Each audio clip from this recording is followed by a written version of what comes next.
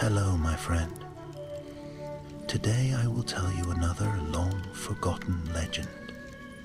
Close your eyes and let the magic transport you to Middle-earth. Our journey begins.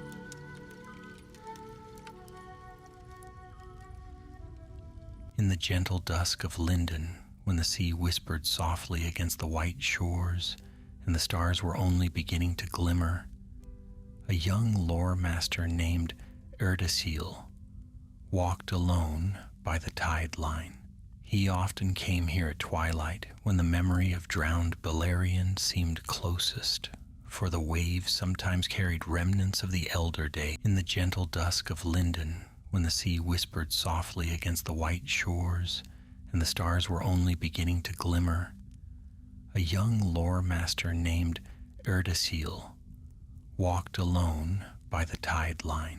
He often came here at twilight when the memory of drowned Beleriand seemed closest, for the waves sometimes carried remnants of the elder days, splinters of broken timber, shards of forgotten helms, even stones that still held the faint warmth of ancient fires. This evening, however, the sea bore something stranger. As Erdasil moved along the beach, his lantern dimmed by sea mist, he noticed a dark shape half buried in the sand just beyond the reach of the foam. At first he thought it a piece of driftwood, but as he knelt beside it, his breath caught. It was a small coffer of blackened steel, its edges engraved with interwoven flames. Though marred by the sea, one sigil remained clearly visible, a star of sharp, proud lines wrought as though it blazed with an inner fire, the mark of Feanor. Erdasil hesitated. Few in Lindon spoke comfortably of the house of Feanor, and fewer still sought relics of their craft. Yet something within him, curiosity perhaps, or the soft pull of fate, urged him to open the coffer. The lid resisted, frozen by age and salt. Erdasil murmured a small charm to steady his hands, then pressed his thumbs against the lock. With a reluctant groan, the coffer opened. Inside lay a crystal map, or what remained of one. Its surface was cracked into several pieces, each no larger than a child's palm. Faint lines like threads of silver and gold ran across the crystal. Roads, rivers, perhaps paths of another kind entirely, but the map did not reflect the world as Erdasil knew it. The shapes were wrong, coastlines twisted, mountains where none stood now, plains swallowed by the sea. A map of lost Beleriand. As he lifted one fragment, the crystal flickered, casting a pale blue glow that pulsed like a heartbeat. Erdasil nearly dropped it. The light was cold, unnatural, carrying a hint of something older than the waves that had borne it to shore, something that should not have awakened. A soft crunch of sand behind him snapped Erdasil from his thoughts. He turned quickly, clutching the glowing shard as though it might defend him. A tall, gray-cloaked figure approached. Rothor, a Sindarin scout whose keen eyes missed little. Erdasil relaxed, but only slightly, for Rothor's expression was grave. "You felt it too," Rothor said quietly, his voice like a low wind through pine. The tremor in the air, a shadow stirring where none should be. Erdasil swallowed. "This came from the sea. Look." He held up the shard. Rothor studied it, brow furrowing. "That light, it is no craft of the Noldor that I know. It bears the mark of Feanor," Erdasil whispered. The scout's jaw tightened. "Then you should seal it away before ill luck follows." But the shard pulsed again, stronger this time, and for a heartbeat the very ground seemed to hum beneath them. A distant rumble echoed across the bay. Not thunder, but something far below the waves, deep and heavy, as though ancient doors, long sealed, were shifting in the darkness. Rothor's hand flew to the hilt of his knife. Erdasil, what have you awoken? Erdasil shook his head, his heart pounding. Nothing, I hope, nothing. But the map is reacting as if answering a call. A call from where? Rothor demanded.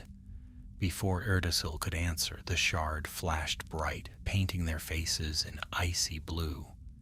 In its depths, the faint outline of ruined towers appeared, shadowed, half-buried, drifting like memories. Thangorodrim, the mountains that once crowned Angband. Erdicle's breath stilled. Surely it cannot be. Rothor stepped back, his voice barely above a whisper. The war is over. The dark enemy is gone. Yet the world still bears scars, and some wounds fester beneath the surface. The shard dimmed, leaving only the dying colors of the sunset. Erdasil closed the coffer with trembling hands. Whatever lies beneath the waves, whatever stirs in the remnants of Beleriand, this map may be the only guide left to it. And surely the only warning, Rothor added grimly. Together they looked out to the darkening sea. The waves rolled on, patient and untroubled, as though they had not carried a relic of dread to their feet. But Erdasil felt the truth in his bones. The peace after the war of wrath was not as complete as they believed. Something had survived, something that remembered, something reaching now across the ages, seeking those who might follow its faint path back into the world of light. And Erdasil knew, with a certainty that chilled him, that he would have to follow that path first. For if he did not, another, far darker, would. The next morning dawned pale and cold, as if the sun itself hesitated to rise over a world unsettled. A silver mist in the gentle dusk of Linden, when the sea whispered softly against the white shores and the stars were only beginning to glimmer. A young lore master named Erdasil walked alone by the tide line. He often came here at twilight, when the memory of drowned Beleriand seemed closest, for the waves sometimes carried remnants of the elder days, splintered in the gentle dusk of Linden, when the sea whispered softly against the white shores and the stars were only beginning to glimmer. A young lore master named Erdasil walked alone by the tide line. He often came here at twilight, when the memory of drowned Beleriand seemed closest, for the waves sometimes carried remnants of the elder days, splinters of broken timber, shards of forgotten helms, even stones that still held the faint warmth of ancient fires. This evening, however, the sea bore something stranger. As Erdasil moved along the beach, his lantern dimmed by sea mist, he noticed a dark shape half buried in the sand, just beyond the reach of the foam. At first he thought it a piece of driftwood, but as he knelt beside it, his breath caught. It was a small coffer of blackened steel, its edges engraved with interwoven flames. Though marred by the sea, one sigil remained clearly visible, a star of sharp, proud lines wrought as though it blazed with an inner fire, the mark of Feanor. Erdasil hesitated. Few in Linden spoke comfortably of the house of Feanor, and fewer still sought relics of their craft. Yet something within him, curiosity perhaps, or the soft pull of fate, urged him to open the coffer. The lid resisted, frozen by age and salt. Erdasil murmured a small charm to steady his hands, then pressed his thumbs against the lock. With a reluctant groan, the coffer opened. Inside lay a crystal map, or what remained of one. Its surface was cracked into several pieces, each no larger than a child's palm. Faint lines like threads of silver and gold ran across the crystal. Roads, rivers, perhaps paths of another kind entirely, But the map did not reflect the world as Erdeshil knew it. The shapes were wrong, coastlines twisted, mountains where none stood now, plains swallowed by the sea. A map of lost Beleriand. As he lifted one fragment, the crystal flickered, casting a pale blue glow that pulsed like a heartbeat. Erdeshil nearly dropped it. The light was cold, unnatural, carrying a hint of something older than the waves that had borne it to shore, something that should not have awakened.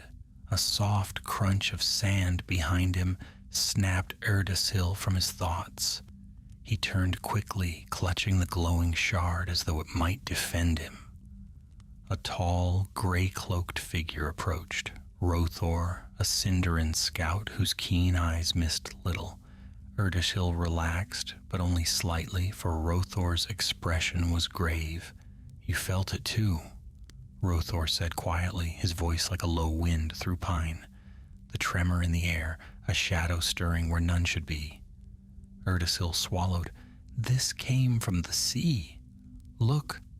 He held up the shard. Rothor studied it, brow furrowing. "That light, it is no craft of the Noldor that I know. It bears the mark of Feanor," Erdeshil whispered. The scout's jaw tightened. "Then you should seal it away before ill luck follows." But the shard pulsed again, stronger this time, and for a heartbeat the very ground seemed to hum beneath them. A distant rumble echoed across the bay. Not thunder, but something far below the waves, deep and heavy, as though ancient doors, long sealed, were shifting in the darkness. Rothor's hand flew to the hilt of his knife. "Erdeshil, what have you awoken?"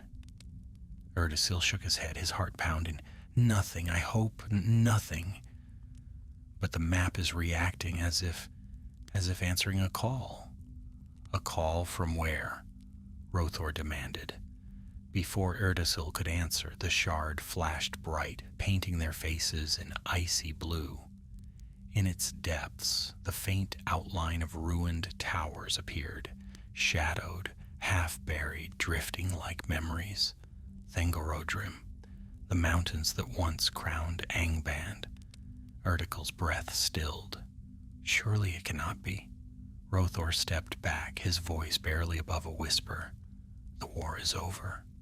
The dark enemy is gone.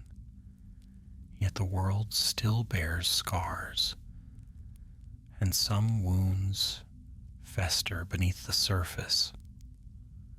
The shard dimmed, leaving only the dying colors of the sunset. Erdeshil closed the coffer with trembling hands.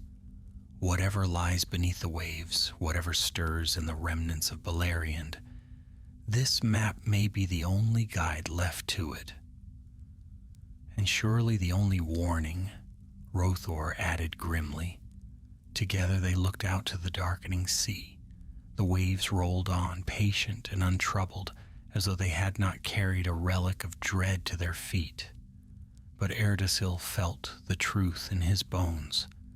The peace after the war of wrath was not as complete as they believed. Something had survived, something that remembered, something reaching now across the ages, seeking those who might follow its faint path back into the world of light. And Erdeshil knew, with a certainty that chilled him, that he would have to follow that path first. For if he did not, another, far darker, would. The next morning dawned pale and cold, as if the sun itself hesitated to rise over a world unsettled. A silver mist drifted between the white birches near the shore, and the air held a stillness that made even the gulls cry softly, as though wary of something unseen. Erdeshil hurried along the narrow path leading from his small study chamber toward the harbor, the coffer wrapped tightly beneath his cloak. Sleep had not visited him that night. Every time he closed his eyes, the shard's blue glow flickered in memory, and the distant rumble beneath the sea echoed faintly in his thoughts.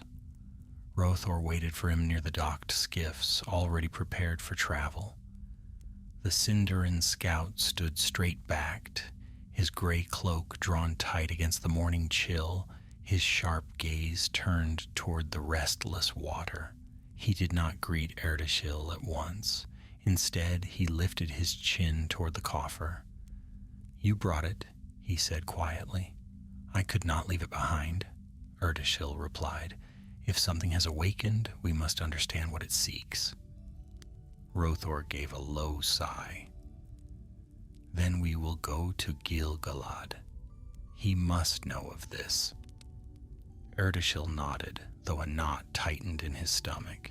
Gil-galad, High King of the Noldor in Middle-earth, did not take lightly to matters touching the name of Feanor.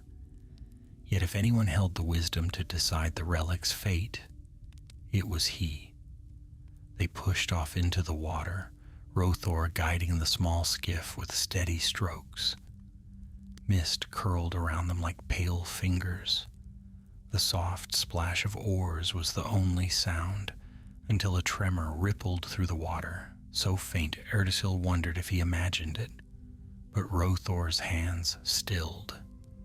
"There," the scout murmured, pointing to the surface ahead.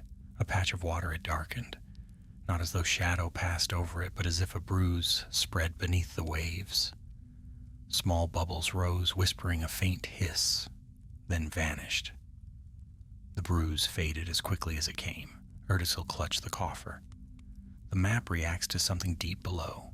Whatever stirs, it is growing. Rothor resumed rowing, though his jaw tightened. Let us hope the king sees it otherwise. The journey to the High King's Hall was swift, for Gil-galad had taken residence close to the coast in those days, still guiding the rebuilding of Lindon. Tall white towers rose above the harbor, their marble walls catching the light like frost upon stone. Guards stood at the great doors, steel bright, faces calm, but calmness fled the chamber when Erdashil placed the coffer before the king.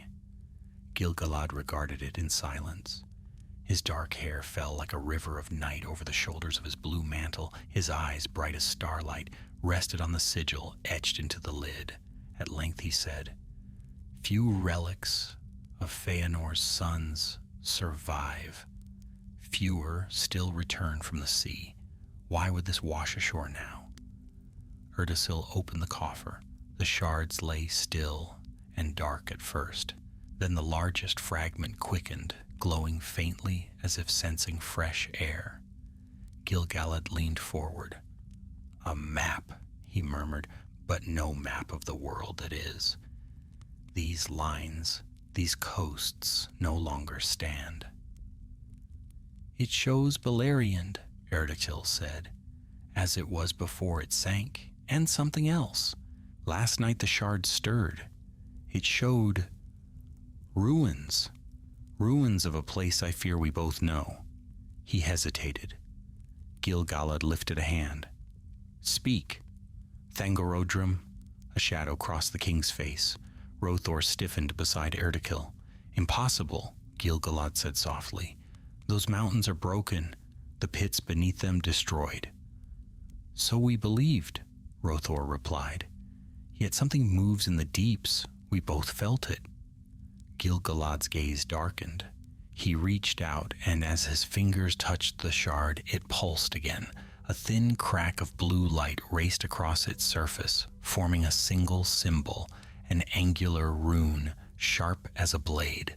The king drew back quickly. "That mark is not of the Eldar," he said, "nor of any craft we would claim. It reeks of the enemy's malice." Silence hung heavy. At last, Gil-galad rose. "This is no matter for Lindon alone. If a remnant of Morgoth's power survive the breaking of the world, it may seek strength and followers. We cannot ignore it." Erdashil felt a chill spread through him. The shard's faint glow seemed to pulse in time with his heartbeat. "You found this relic," the king continued, "and it responds to you. That alone troubles me.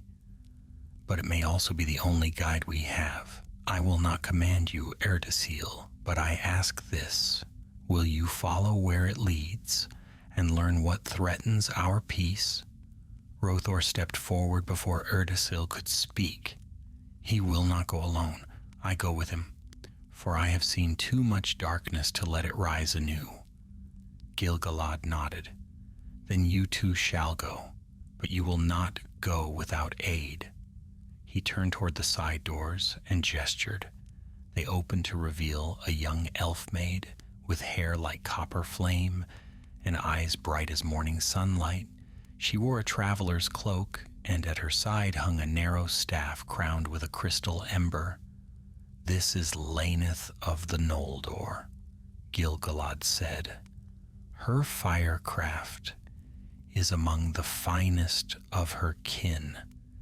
She too has reason to search the ruins of the First Age. Laneth approached with measured steps. If something of Morgoth lingers, I wish to see it ended. My family perished beneath the shadow of Angband. I will not let even its echo return.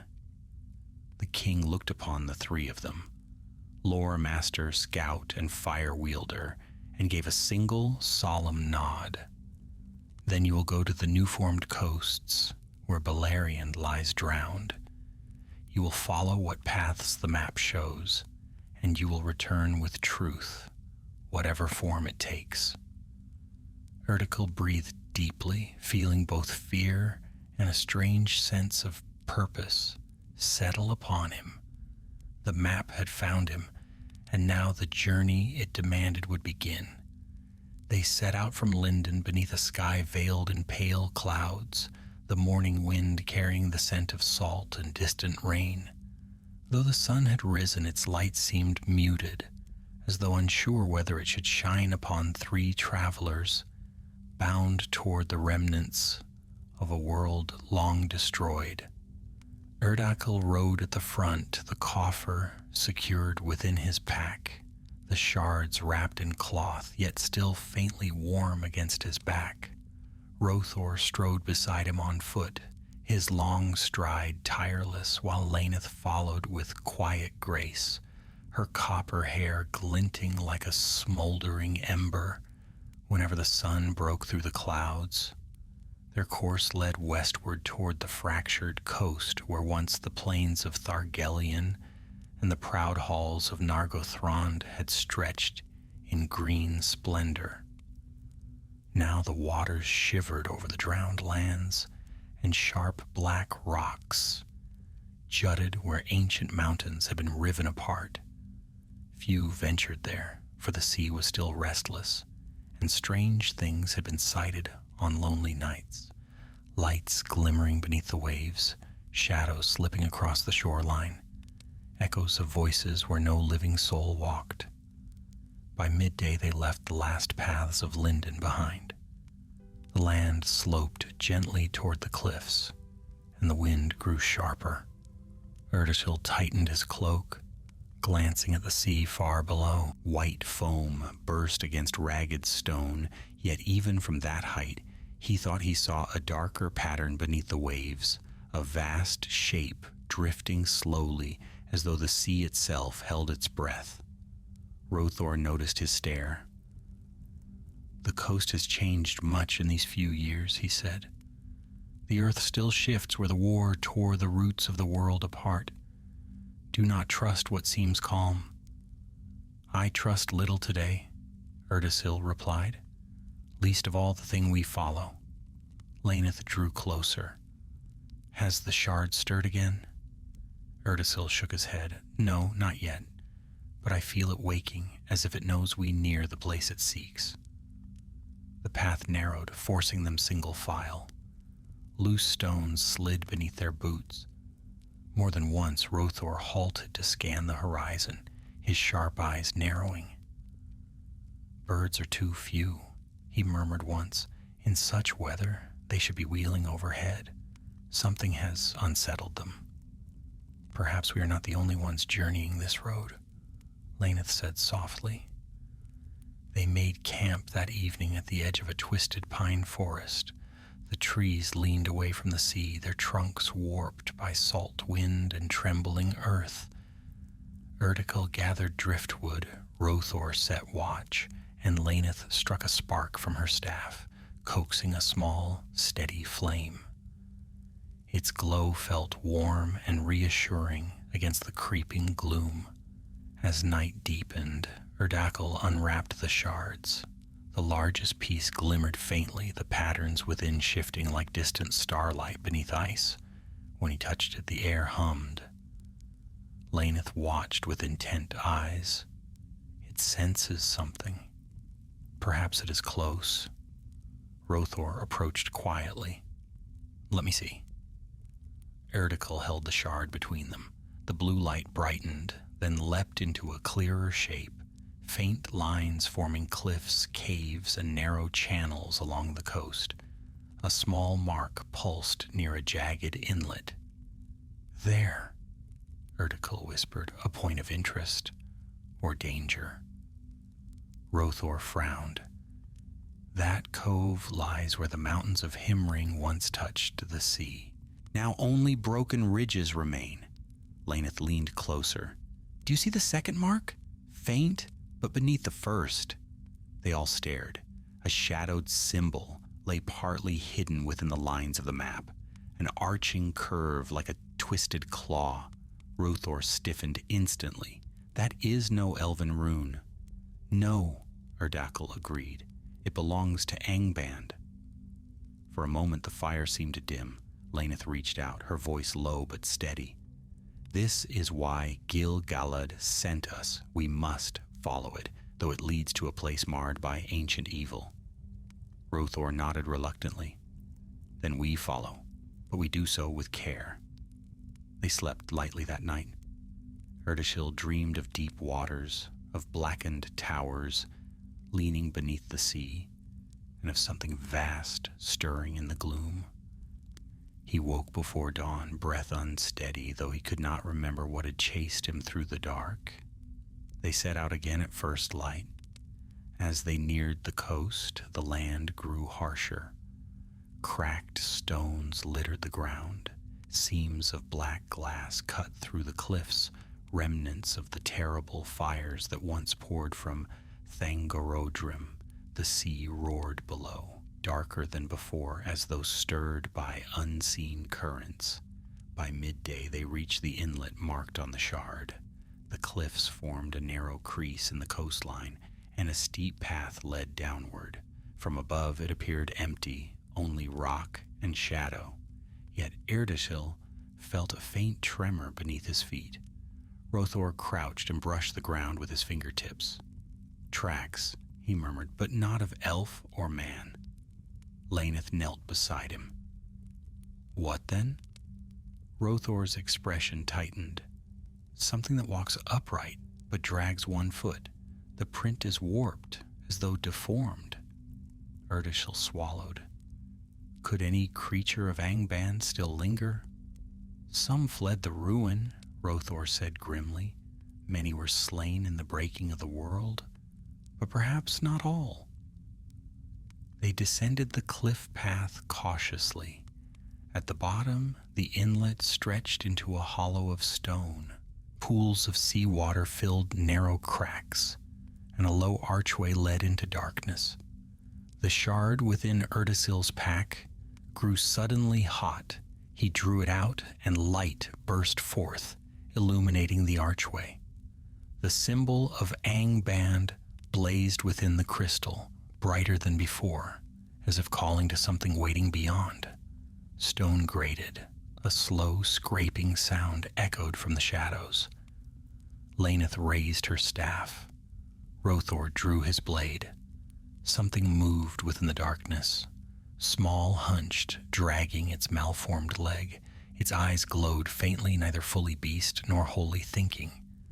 Erdakil's breath caught, a thrall. One of the broken servants once chained within Angband's pits. It hissed at the light as though in pain, but also in longing.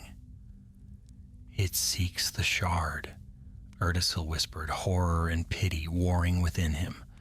The creature lunged. Rothor blocked its steel ringing against sharp bone. Laneth swept her staff forward, flames coiling around its tip. The thrall recoiled, snarling, its twisted face contorting in agony. "Hold!" Erdasil cried. "Wait, perhaps it can tell us." But the thrall shrieked, clawing at its head as the shard's light intensified, then fled into the tunnel with unnatural speed. Rothor cursed. "It will bring others." Erdasil stared after the creature, his pulse racing. "Then we must follow quickly." Laneth nodded. "The deeper we go, the clearer the map may become." Rothor tightened his grip on his blade. "And the more dangers we will find." Erdasil held the shard close. The blue light steadied, pointing toward the darkness. Whatever haunted these ruins had awakened, and it was waiting for them below. The tunnel swallowed them in cold darkness. The sea's roar fading behind stone until only the soft drip of unseen water remained. Erdasil held the shard aloft, and its blue glow spread across the jagged walls like ghostly fire. The passage slanted downward, carved not by tools, but by the slow collapse of the ancient lands when Beleriand was torn apart. The air smelled of damp rock and something older, dust, ash, and a faint trace of smoke long cooled. Rothor moved ahead, silent as a hunting cat, every muscle taut. Laneth followed behind Erdasil, her staff glowing with a warm ember light that softened the shadows but did not banish them. The deeper they descended, the stronger the shard pulsed. "It feels," Erdasil murmured, "as if it is guiding us, or driving us." Rothor answered without turning. "Be wary. Nothing born of the enemy guides any traveler towards safety." Yet Erdasil sensed something more than malice within the crystal. The lines etched inside it shifted faintly, like memories stirring beneath the surface. He wondered if the House of Feanor had crafted the map to track some movement in Beleriand's last days, perhaps the flight of spirits, or the path of those fleeing Angban's ruin. But if that were true, what power now awakened it? The tunnel widened into a low cavern. Water pooled across the stone floor in dark sheets, reflecting the shard's glow. Strange patterns marred the surface, scratches, grooves, claw marks. "Thralls," Rothor whispered. "More than one." Erdasil knelt, studying the marks. "How many?" "Hard to say." Rothor traced one long groove. Some dragged themselves, but others walked clearly. These creatures should have faded after Morgoth's fall, their purpose broken. Yet something binds them still. Laneth touched the water with her fingertips. The surface hissed faintly, reacting to the warmth of her touch. "The air is wrong," she said. "There is a heaviness here, as though a shadow, not fully born, hangs above us." Erdasil stood. "Then we must press on before it strengthens." Another passage led deeper. The air grew colder, the silence thicker. Erdasil felt as though unseen eyes watched from the cracks and hollows of the stone. At last they reached another cavern, larger, its ceiling lost in darkness. A faint trembling hummed in the ground, like the lingering heartbeat of a buried beast. Across the floor lay remnants of ancient stonework, a broken arch, the shattered base of a column, fragments of carved steps. "This was made," Laneth whispered in awe, "not by the sea shaking. Someone built here." Rothor frowned. "But who? This place lies far from the old elven cities." Erdasil stepped carefully around a fallen block.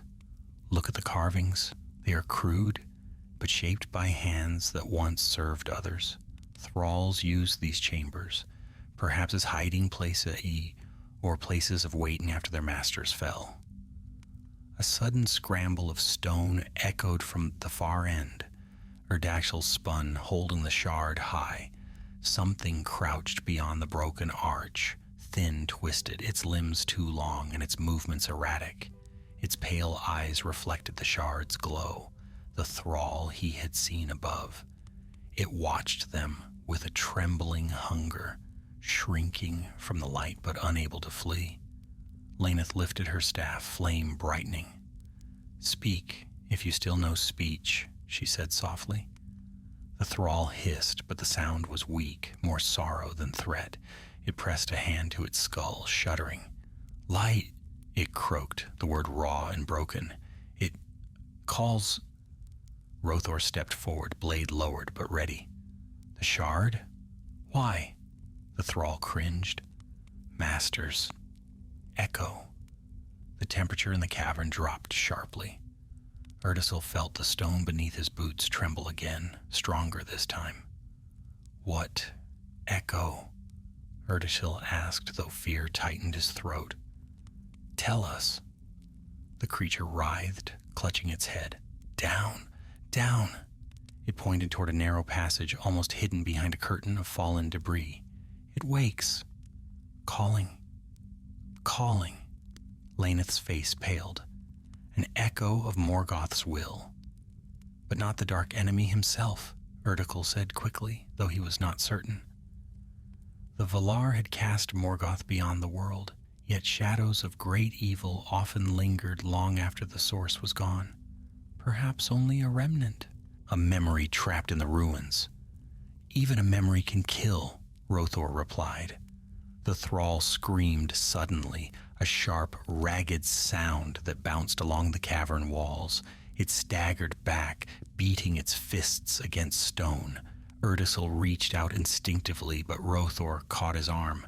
"No, its mind is broken. The echo twists it." The thrall's cries rose, then faded, as it collapsed to the ground, trembling.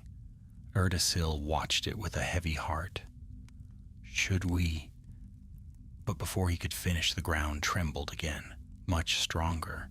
Dust rained from the ceiling.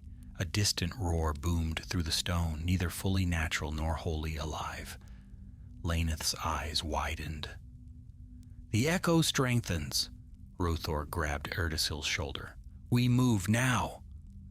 At that very moment, the shard flared with blinding blue light, lines within it shifting rapidly to form a clear path leading straight into the narrow tunnel the thrall had indicated.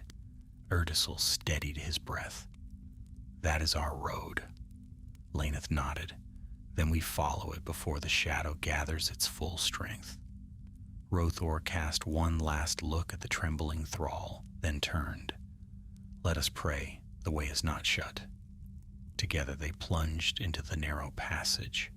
The walls closed around them, the ground shuddering beneath their feet, as if something vast stirred deep below. Ahead, the shard's glow flickered urgently. Whatever lay at the end of the path knew they were coming, and it was waiting. The narrow passage wound downward like the throat of some ancient beast, its walls pressed so close that Erdactyl could feel the cold stone brush his shoulders. The shard's glow lit the way with an eerie, pulsating blue, casting long shadows that trembled with each rumble of the earth. Behind him, Laneth's staff shed a warm ember light, offering comfort in a place where no comfort belonged. Rothor moved ahead, blade drawn, each footfall careful yet swift, as though he feared the ground itself might lurch beneath him. The deeper they descended, the more the air changed. It thickened, not merely with damp or stale dust, but with a heavy pressure that seemed to push inward as though the stone wished to squeeze the life from them. Erdactyl felt it in his chest, a tightening that made each breath slower. The shard pulsed faster, reacting to something unseen. At last, the passage widened abruptly into a sloping hollow, What met their sight froze them in place. Below lay the ruins of what once must have been a vast underground hall. The ceiling had long collapsed, leaving only jagged ribs of stone that curved overhead like the skeleton of a fallen titan.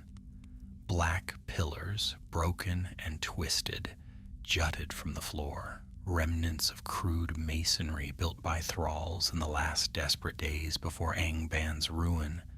A thin mist drifted across the ground, swirling in strange patterns, as though stirred by whispers too faint to hear. Rothor knelt at the edge of the slope. "This place," he murmured, "it feels as though the darkness itself lingers." Laneth stepped beside him. Her flame brightened, pushing the mist back. "There is power here still, old, broken, but clinging." Erdikil held the shard aloft, its light intensified, threads of silver and gold swirling across its surface. The lines formed the shape of the cavern, the path they stood upon, and beyond it, a shadowed corridor leading deeper still. "It wants us to go on," Erdasil whispered. "Of course it does," Rothor said grimly. "Whatever lies ahead, that is where the echo dwells." They began their descent, stepping carefully over loose stones. Echoes of their movements rippled through the cavern, as though the hall remembered the march of countless feet long gone. Erdasil shivered, imagining the sound of orcs and thralls, driven by the whip, scurrying through these same depths. Halfway across the shattered floor, Laneth halted suddenly. "Do you hear that?" Erdikil strained his ears. At first he heard nothing but the shifting of rocks beneath their boots. Then a faint scraping, irregular and slow, coming from behind one of the collapsed pillars. Rothor raised his blade. Another thrall. But when the shape emerged, they realized this creature had once been more than a mere thrall. It was taller, broader, its limbs stronger, yet its form was broken, bent unnaturally as though crushed beneath falling stone. A cracked iron collar still hung around its neck.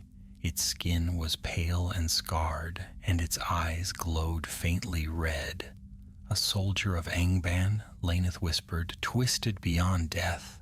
The creature staggered toward them, dragging a crushed leg, hands outstretched, not in malice, but in supplication.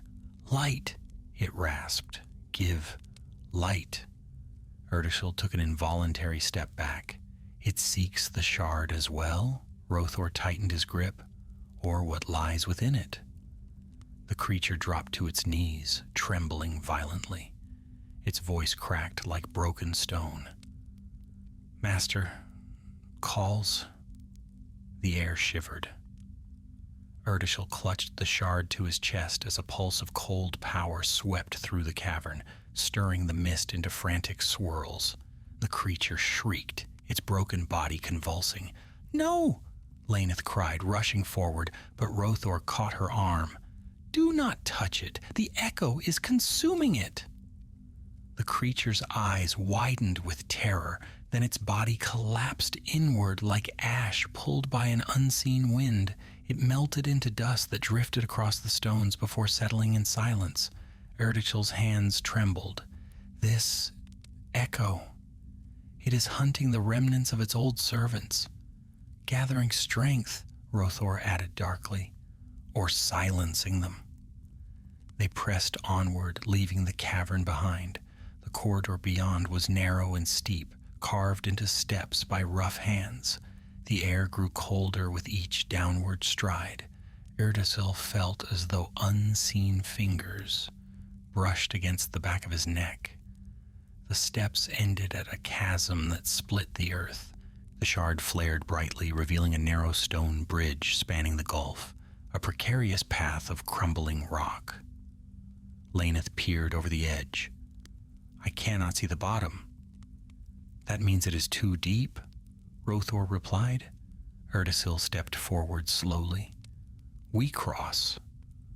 One by one they ventured onto the bridge. The stone groaned beneath their weight. Halfway across, a tremor shook the air. The shard burned in Erdasil's hand, flaring dangerously bright. Then, from the darkness below, a mournful wail rose, a sound of ancient grief and rage entwined. The bridge shuddered. "Hurry!" Rother shouted. Laneth flung her staff toward the far end. Flame burst forth, lighting the way. Stones tumbled from beneath their feet as they ran, the wail growing louder, closer. They leapt from the last remaining slab just as the bridge gave way entirely, collapsing into the abyss below. Breathless, the three stood on solid ground again. Erdakil stared at the shard. Its light flickered weakly as though exhausted. Rothor straightened. "The echo knows we approach." Laneth looked down the next passage, her flame steady once more. "Then let it know. We will not turn back." Erdakil nodded, swallowing fear.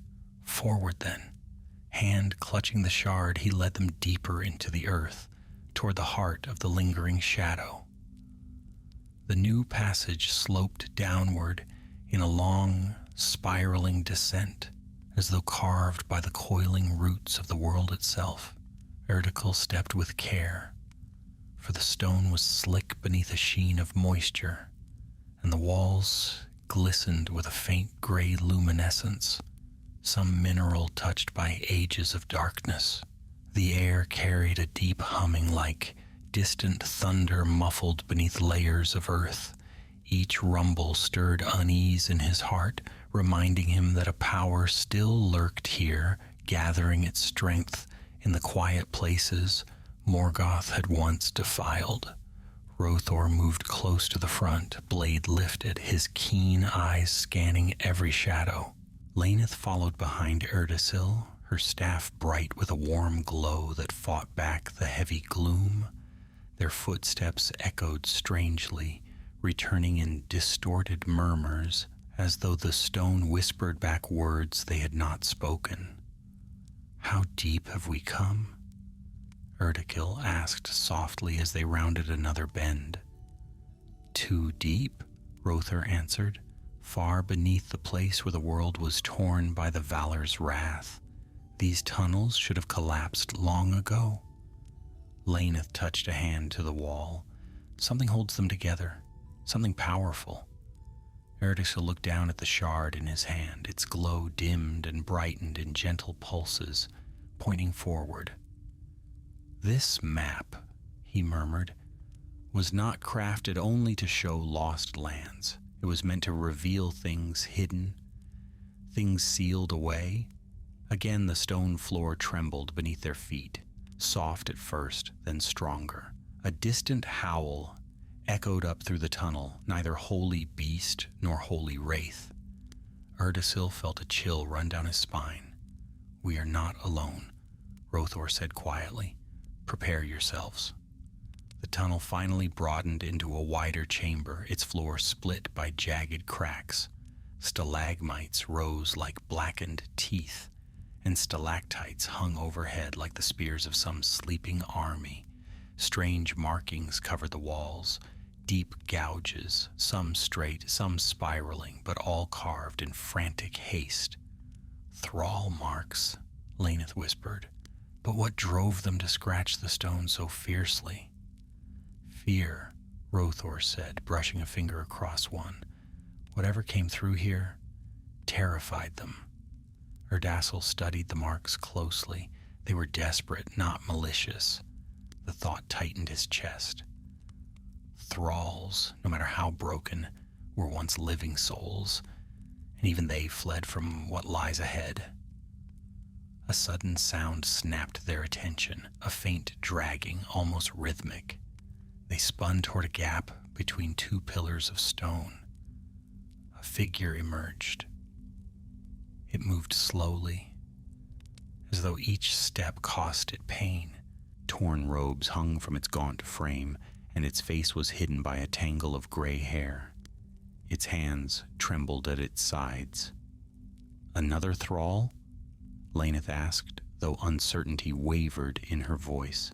Erdasil stepped closer, raising the shard. "Show yourself." At the shard's light, the figure lifted its head. For a moment, Erdasil felt pity, for beneath the grime and ragged hair were the weary eyes of one long tormented. But then the creature hissed. Its jaw hung crookedly, revealing sharp, broken teeth. It staggered forward, fingers curling like claws. Rothor blocked its path with swift precision. "Stay back!" The creature shrieked, covering its ears as the shard brightened. It lunged forward with surprising speed, but Rothor sidestepped, slashing across its side. Instead of blood, a thin gray mist drifted from the wound. "A wraith thrall," Laneth breathed, "neither alive nor dead." The creature turned toward Erdasil, its voice hollow. "Light. Give light." The shard pulsed violently in Erdasil's hand, reacting to the twisted thing before them. The wraith thrall convulsed, shrieking, and its body began to unravel like smoke torn by the wind. "No!" Erdasil cried, though he could not say why. "Do not—" But the creature collapsed before he could finish, melting into a drifting gray haze that faded into the darkness. Rothor wiped his blade. Mercy would have been cruel. Whatever mind it once held is long gone. Erdasil nodded slowly, though unease lingered. "These beings, they are drawn to the shard. But why destroy them? Perhaps the echo wants their strength for itself," Laneth said. "Or perhaps it sees them as failures." The chamber trembled again, more violently this time. Stones cracked, dust falling like a sudden rainfall around them. "We must move," Rothir urged. The shard pointed toward a narrow fissure at the far end of the chamber.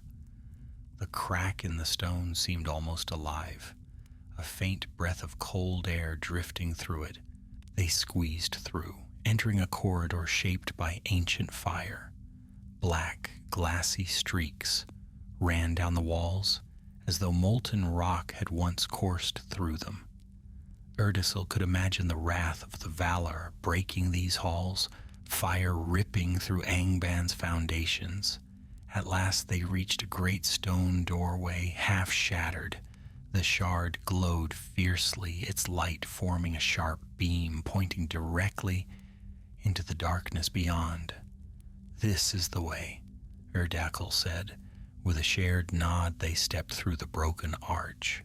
The chamber inside was vast, its ceiling lost to shadow. Strange lights flickered in the far corners, pale blue wisps that drifted like wandering spirits. Ancient chains lay scattered across the floor, rusted but still carrying an echo of sorrow.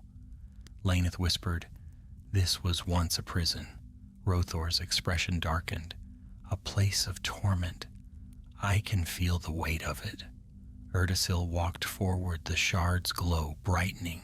It cast long arcs of light across the chamber until it struck something that made his breath stop. A great stone altar stood at the center of the room, cracked but still intact. Runes writhed faintly upon its surface, runes of a language older than the Eldar, older even than the dark tongue Sauron once twisted from it. And from the altar rose a faint black mist, swirling silently. "The echo," Laneth whispered. "It begins here." Erdasil stepped closer despite his fear. The shard vibrated in his hand. But before he could reach the altar, a shape detached itself from the shadows behind it, tall, thin, moving with slow, unnatural grace. Its eyes glowed red. Erdasil froze. Rothor drew steel. Laneth raised her staff. The figure stepped forward, and the echo of Morgoth spoke. The figure that emerged from the shadows was no mere thrall, nor any creature that had once walked the sunlit world. It towered above Erdasil, its limbs long and gaunt, wrapped in tatters of ancient black cloth. that moved as though stirred by a wind none of them could feel. Its face was hidden beneath a hood, yet from within came a faint, simmering glow, 2 crimson embers burning where eyes should have been. The air tightened, thick as iron. Erdical felt it press against his chest, stealing half his breath. Laneth's flames sputtered, shrinking as though cowed by a deeper darkness. Even Rothor took a step back, though his blade never lowered. The figure's voice slithered forth, low and hollow. Children of the light, why do you walk the paths of the buried world? Erdical swallowed but forced himself to stand straighter. We seek the source of the disturbance that shakes these depths. What are you? Speak plainly. A laugh answered him, not loud but thin and cold, like steel drawn across stone. What am I, a shard, a shadow, a memory carved from the ruin of he who was once your greatest fear? Laneth stepped forward, raising her staff, though her voice trembled. The valor cast Morgoth beyond the walls of the world. You cannot be more than an echo of him. An echo, the figure repeated. Yes, a fragment torn loose when Arda itself was riven. But even fragments remember, even fragments hunger. The shard in Erdashil's hand flared suddenly, reacting to the being's presence. The figure recoiled slightly, as if struck by a faint but stinging light. Rothor seized the moment. If you are but a remnant, why gather strength? What purpose drives you? The hooded being tilted its head. Purpose? A whisper of amusement stirred in its hollow tone. The same purpose that birthed the great fortress above centuries past. The same purpose that drove legions to their doom. To rule, to shape, to smother the light. Erdacil's grip tightened around the shard. You will not rise. Whatever you are, you will fade. Again the laugh, though weaker this time.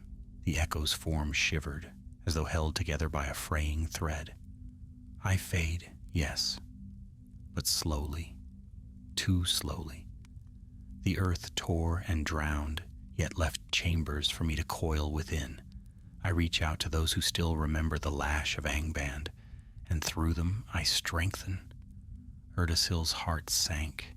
The thralls, their twisted forms, their broken minds, they had been drawn here, not by their own will, but by this remnant. Laneth lifted her staff higher. We will end you. The echo's eyes flared brighter. You will try. With a sudden motion, it thrust out its arm. Darkness surged from its sleeve like a tide of smoke. Erdashil stumbled as the wave rushed toward them. Laneth thrust her staff downward, and flames roared to life, forming a barrier of light. The darkness struck it with a sound like cracking ice. Shadows writhed and curled back, but the force shook the cavern itself. Erdashil forced himself forward, the shard blazing like a star. He felt its heat through the cloth, a fierce pulse that guided his steps. The echo hissed, withdrawing slightly. You bear the crystal that thwarted my sight in the last days of Angband. The echo growled. Crafted by a hand I cursed long ago. Rothor glanced at Erdacil. The shard is weakening it. Keep it close. Erdacil nodded. Stay with me. They advanced, step by step, while Laneth held the seething darkness at bay. The echo twisted, its form blurring at the edges. Black tendrils lashed out from behind it, striking the ground and tearing gashes into the stone floor. Rothor dodged one, then another, rushing in with swift, controlled strikes. His blade passed through the echo's arm as if through smoke, yet the creature recoiled in clear pain. Strike the form, Rothor shouted. It can feel it. Laneth, her face set in fierce determination, drove her staff forward, casting a jet of white flame. The fire struck the echo's chest, tearing away layers of shadow and revealing a deeper void within. Swirling like a wounded storm, the echo screamed, a shrill, crackling wail that shook loose stones from the ceiling. Erdasil staggered, nearly falling, but the shard in his hand blazed bright enough to drown the darkness in a halo of silver blue. The echo staggered backward, its shape flickering wildly. The map sought me, even as it sought to bind me. Feanor's craft, it endures. Curse it! Erdasil raised the shard higher. You will fade, shadow, by the light that yet endures in this world. You will fade forever. He surged forward just as the echo lashed out with a final blow. A black tendril smashed into the ground beside him, sending shards of stone bursting upward. Erdasil shielded his eyes and pressed on. The echo roared, its form unraveling. Light cannot reach all places, it snarled, but darkness finds every crack. The shard erupted with blinding brilliance. The echo shrieked once, long, furious, and terrified, as the light engulfed it. Its form shriveled, torn apart by the force it could not withstand. Shadow peeled away like burnt parchment, dissolving into drifting motes. At last, only a faint wisp remained, clinging desperately to the altar. A whisper escaped it, thin, broken, fading. This world cannot heal while memory endures. Then it vanished, scattered into nothingness. Silence followed, deep and trembling. Laneth lowered her staff. Rothor released a long breath. Erdasil stood trembling, the shard dimming to a soft, exhausted glow. It is gone, Laneth said quietly. Finished. Rothor shook his head. Not finished. It said it was only a fragment. Erdasil looked at the shard, heart heavy. Then we must find what remains and end it before it gathers strength again. The cavern trembled once more, this time not with malice, but with the weakened collapse of a hollow, long held together by shadow. We must leave, Rothor said. Now. Erdasil nodded. This was only the beginning. And together they turned from the fading altar and ran as the earth began to crumble around them. The tremors grew stronger as they fled the collapsing chamber, dust billowing in choking clouds that blurred the path behind them.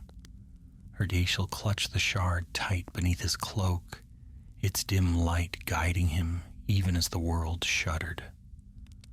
Rothor led the way with swift, sure strides, though even he stumbled at times as the ground heaved beneath their feet. Laneth came behind, her flame warding off falling debris that rained from the fractured ceiling like shards of night. Faster, Rothor called over the growing roar. The whole mountain seemed to groan with the release of some ancient pressure, the darkness that had long bound its roots now torn loose. Stone cracked and split, deep rumbles shook the tunnels, and fissures opened like hungry mouths along the floor. They reached the broken archway they had entered earlier, but the cavern beyond was already collapsing. The path across the shattered floor was now a chaos of falling stone and swirling dust. The pillars that had once stood like weary guardians toppled one by one, crashing down in thunderous waves. There! Laneth shouted, pointing toward a narrow opening where the mist thickened. The upper passage. We can still reach it. Rothor nodded sharply and sprinted toward it. Erdasil followed, heart hammering, lungs burning. Behind them a pillar fell, sending a shock wave through the cavern that nearly threw Erdasil to the ground.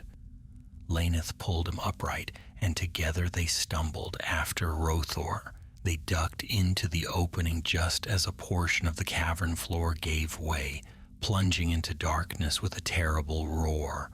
Dust choked the air, and the three clung to the wall, coughing, waiting for the trembling to ease. It did not. The tunnel ahead twisted upward, but even it shook with each heartbeat of the dying ruin below. Erdical steadied himself and pressed on, guided by the faint flicker of the shard. Rothor climbed swiftly, but at one turn he halted abruptly, raising his hand. "Quiet," he whispered. Erdisil froze. Laneth dimmed her flame to a faint ember.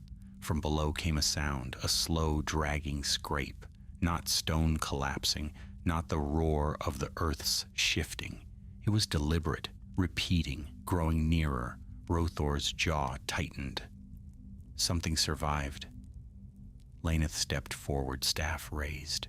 "We destroyed the echo. Whatever remains cannot be strong." But Rothor shook his head. "Strength is not the danger now.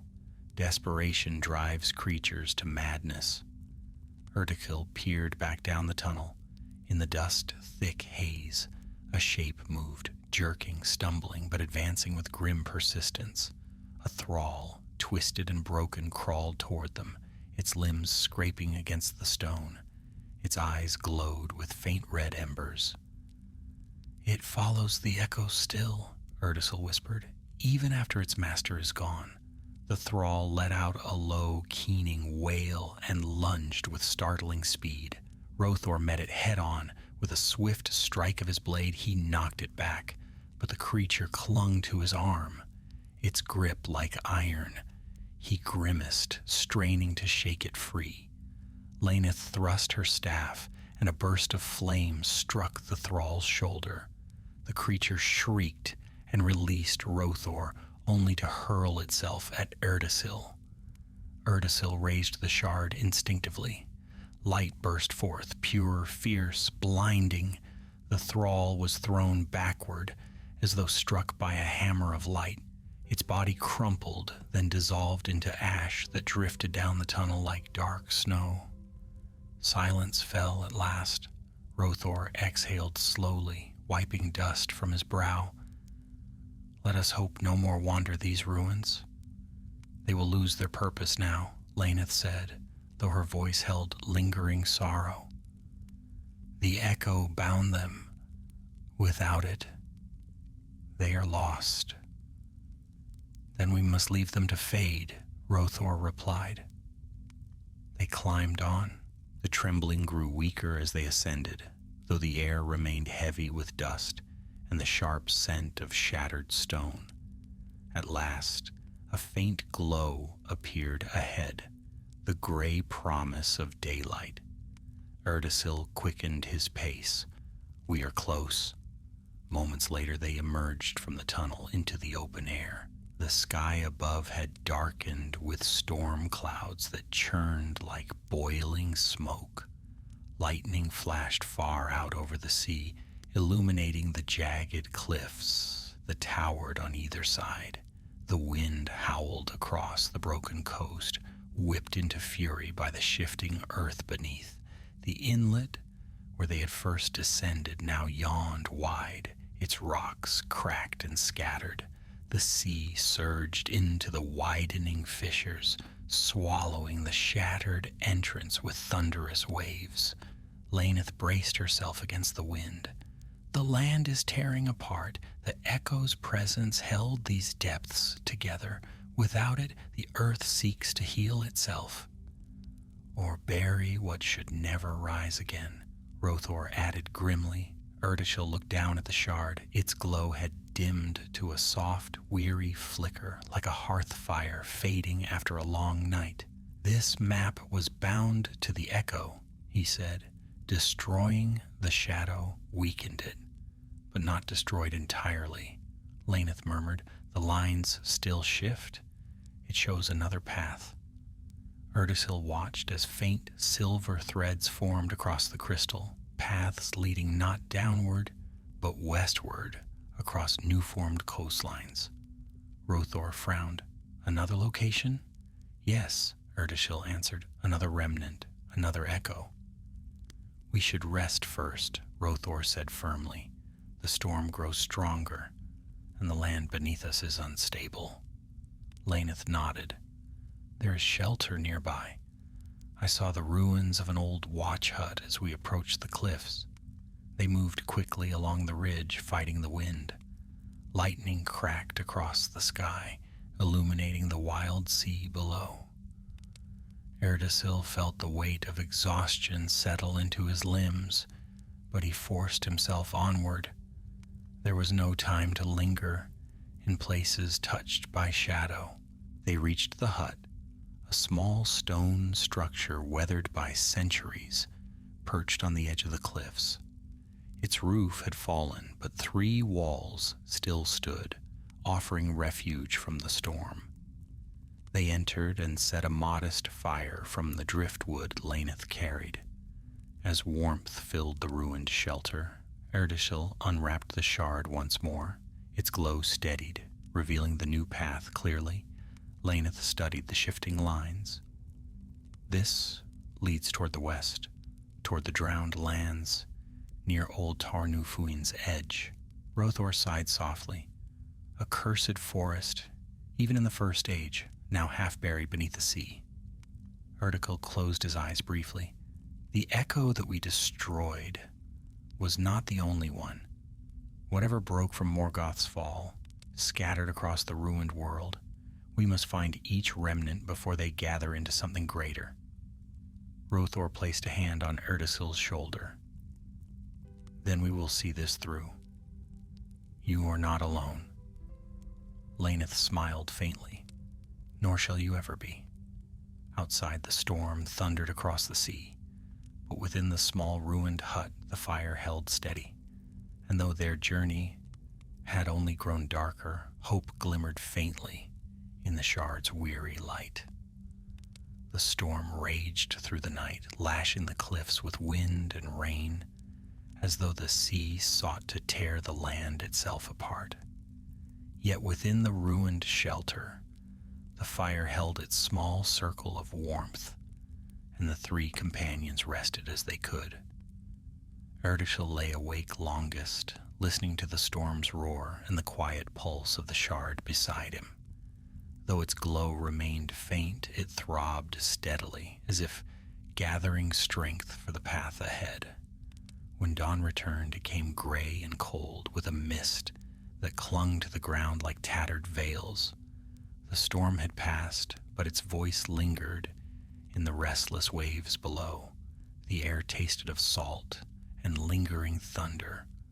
Rothor rose first, stepping out into the mist, scanning the coastline with a gaze sharpened by long years of wandering broken lands. Laneth tended the fire, coaxing a final spark of warmth from the last scraps of driftwood before stamping the embers into ash. Erdasil wrapped the shard again and stood. We should leave this place quickly, Rothor said when he returned.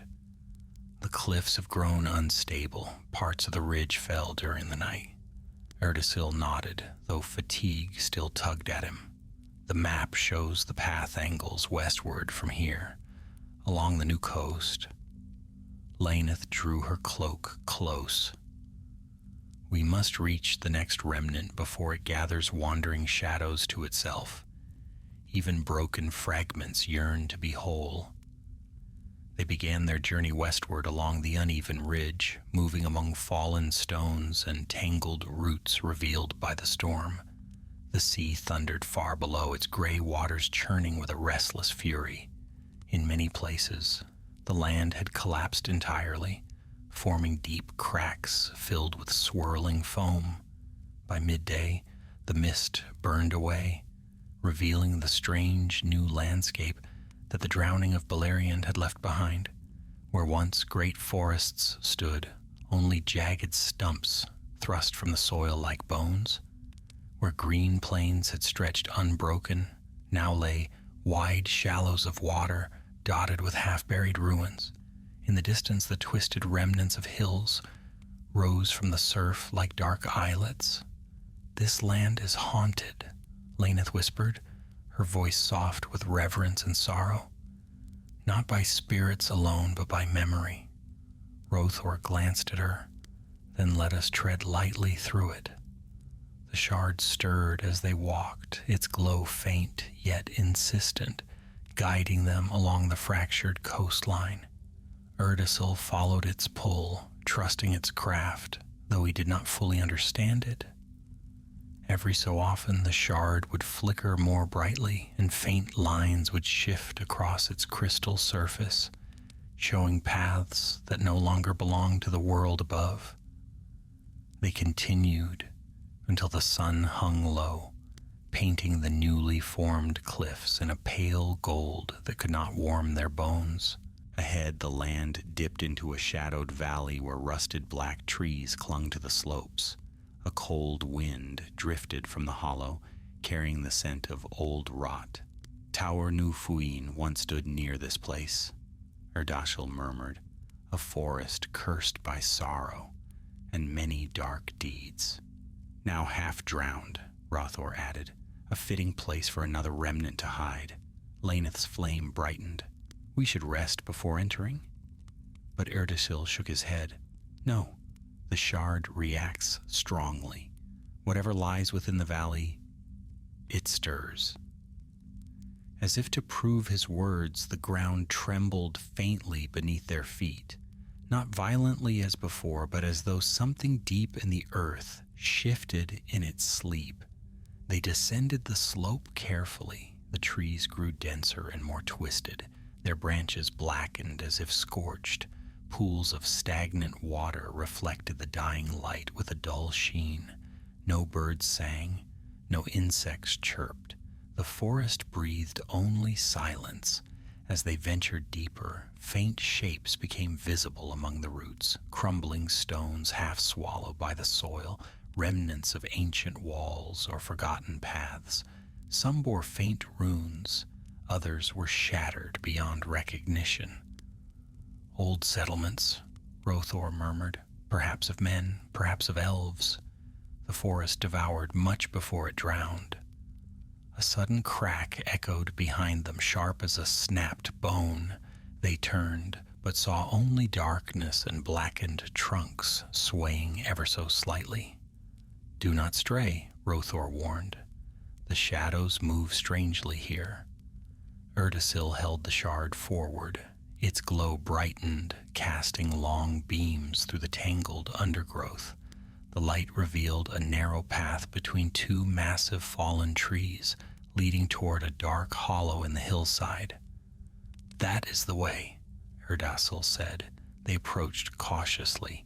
As they neared the hollow, a smell rose, cold and metallic, like rusted iron left beneath moonless skies. A faint whisper stirred the air, too soft to understand yet, unmistakably real. Inside the hollow, the earth opened into a cavern half choked with roots. Ancient wooden beams had once supported the ceiling, but now they hung broken, creaking softly as the wind passed through them. Laneth raised her staff, sending a warm glow across the chamber.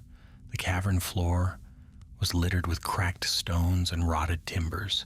In one corner lay a cluster of rusted weapons, swords, spears, and shields.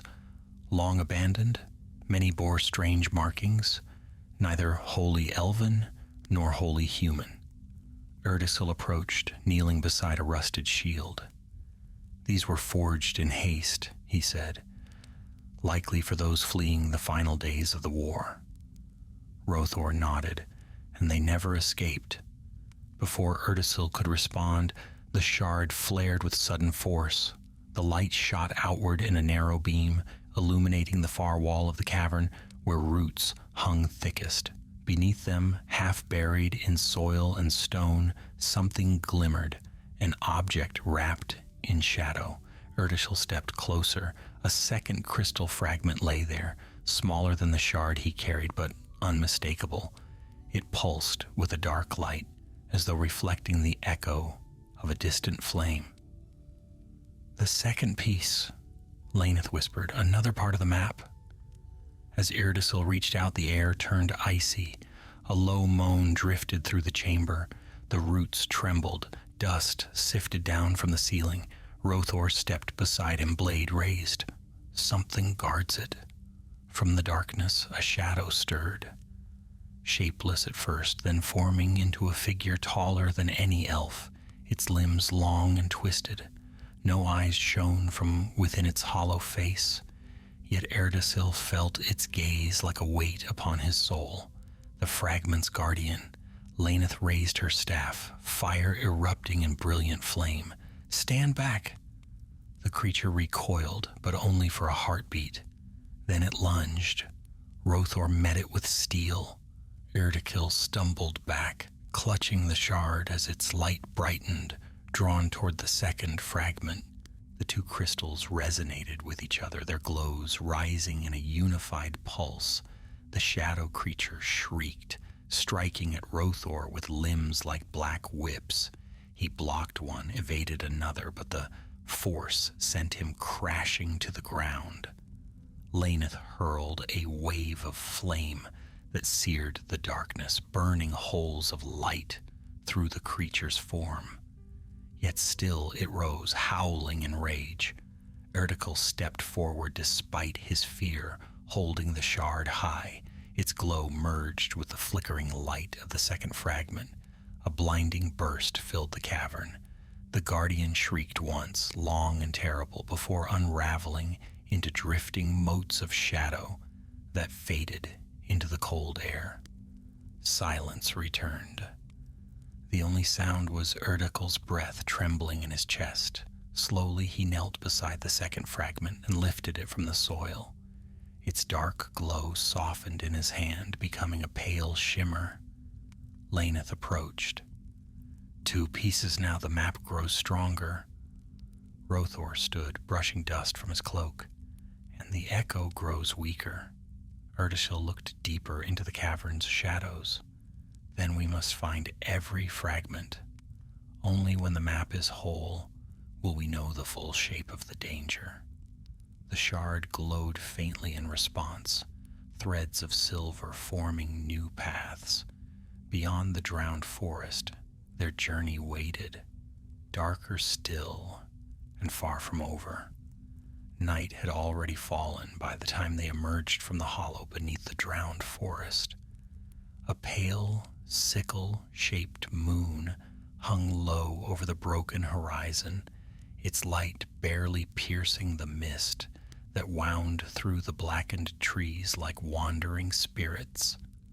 The air was cold enough to bite at their breath, and each step returned the hollow echo of a land that had known too much sorrow.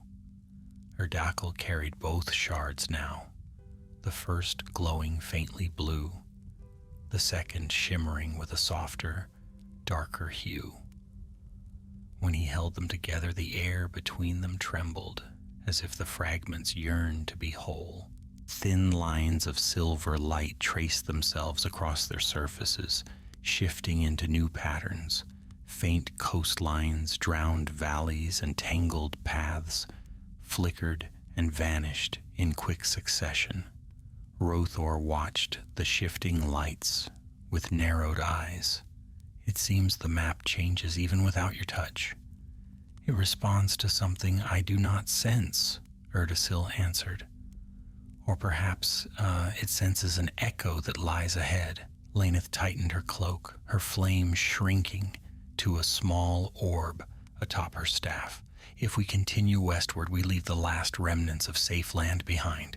Beyond this forest lie the newly risen isles and shattered ridges, lands formed by destruction, not shaped by any hand, good or evil.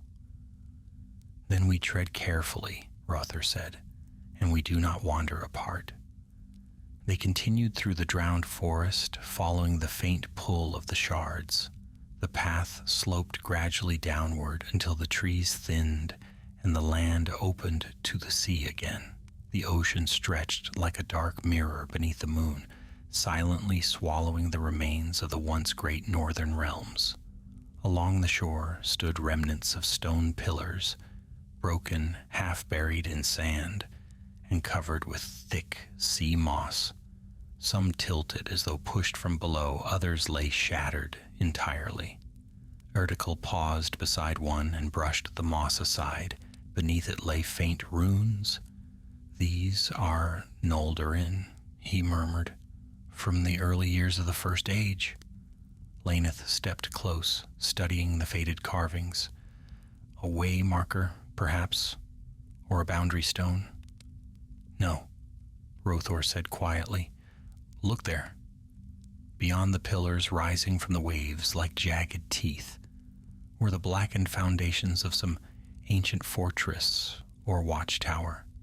The sea washed through its broken halls in restless sighs, and the wind mourned against its shattered walls. Erdikil felt his breath catch. This was once the edge of Himlad, before the ruin. Laneth gazed at the ruined structure. Whatever lies within is old, older than the drowning. The shards pulsed in unison. Rothor looked at Erdasil. "The next fragment is inside."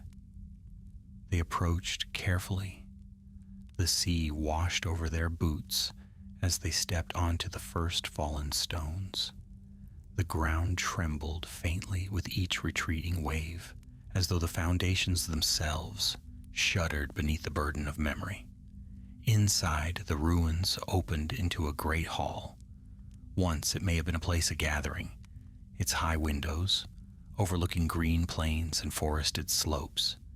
Now those same windows framed only the restless sea. Broken pillars lay strewn across the floor, and seaweed clung to the stones in winding threads.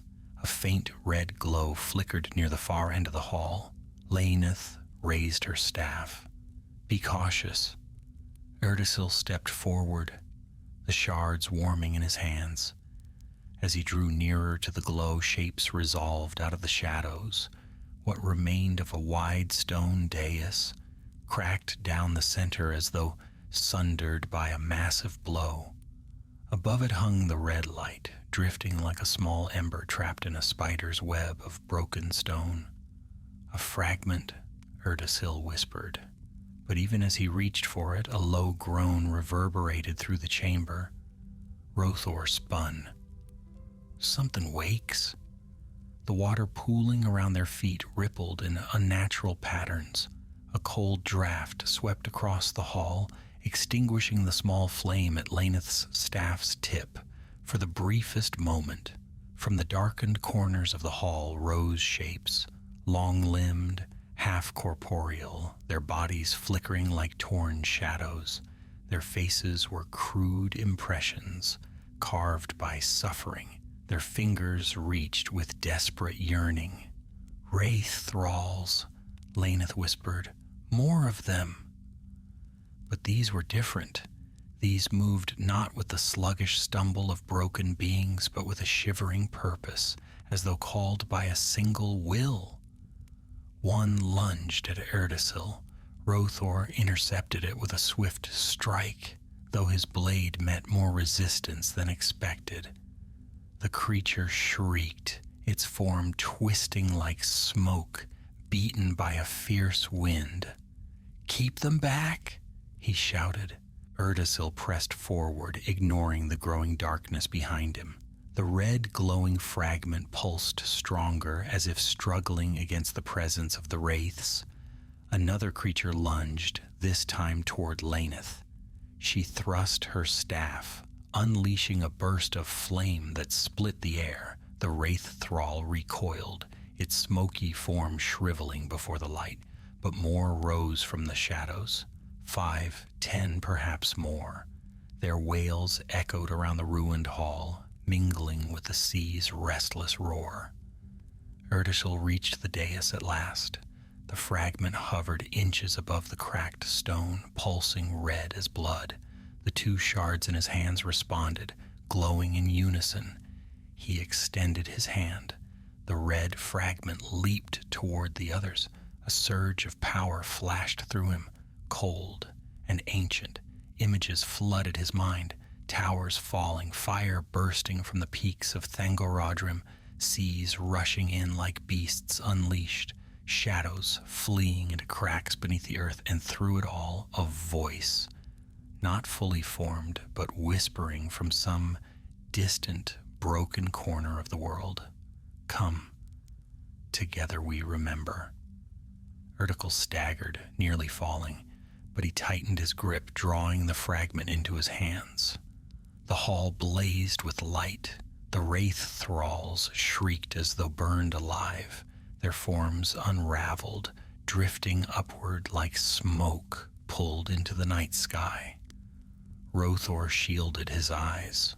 Laneth steadied herself, her staff planted firmly against the shaking ground.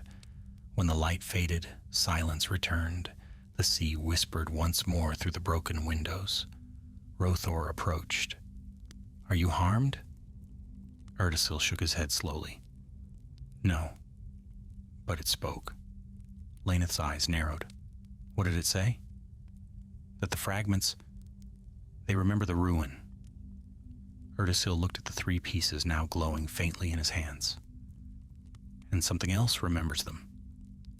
Laneth placed a hand on his arm. Then we must hurry. Whatever calls to these shards may seek to gather them as well. Rothor nodded. We leave this place before the tide rises. They stepped from the hall, the sea wind cold against their faces. The horizon stretched dark and far, and somewhere across its twilight expanse lay the next piece, the next remnant of a shadow that refused to die. Erdasil looked down at the shimmering shards in his grasp. 3 pieces found, and with each the path grew darker and the danger more certain. The tide had just begun to rise as they left the ruined hall behind, its waves rolling in with a slow, heavy cadence that sounded almost like the breathing of some slumbering beast. Erdasil felt the weight of the 3 fragments in his hands, warm, faintly glowing, and pulsing in uneven rhythm. The shards no longer flickered with uncertainty as before. They throbbed with a steady, growing life. The silver lines that threaded their surfaces now intertwined, forming shapes that shifted too quickly for the eye to follow. Laneth glanced at them with concern. They grow more restless with each piece found. If we are not careful, the fragments may guide us to places where even the Valar never wished the living to walk. Rothor scanned the darkened coastline, his hand resting on the hilt of his sword. Better to walk such paths now than let the fragments fall into other hands. They climbed the ridge above the broken fortress, the sea's roar fading behind them as they rose toward a land where deep fog clung to every stone. Above the mists, the sky lay clear, an expanse of cold stars and pale moonlight. Erdasil drew breath, letting the crisp air steady him. Strange lands stretched beyond them, a patchwork of drowned valleys and jagged ridges that had risen from the sea during the cataclysm of the War of Wrath. Few living souls had ever walked them. When they reached the ridge's crest, Erdasil held the fragments forward. The light that shone from them pointed inland, not toward the sea. Rothor raised a brow. A surprise. I thought the next fragment would lie beneath the waves. So did I, Erdasil admitted, but the shards do not err. Laneth took a long, steadying breath. Then we follow where they lead, though I sense the land ahead hides more than shadows. They descended into a valley where the ground was split by deep fissures and littered with boulders the size of wagons, rocks that seemed to have been hurled by the very hand of the earth in its convulsions. A cold wind whispered through the cracks, carrying faint echoes that made Erdasil shiver. Twice they passed the remains of ancient trees, giants of the forest that had once towered over North Beleriand. Now they lay toppled and petrified, their roots exposed like grotesque limbs reaching for the sky. Laneth paused beside one, laying her hand upon the stone-barked trunk. "These trees saw the first rising of the sun," she murmured. "Now they lie shattered, and still they mourn." Rothor rested a hand on her shoulder briefly, offering silent comfort. Then they continued. Hours wore on, and the night deepened. Erdasil could no longer discern the way by sight. Instead, the fragments guided them with their pulsing glow. The patterns on their surfaces had become clearer. If Erdasil focused, he could make out hints of familiar shapes.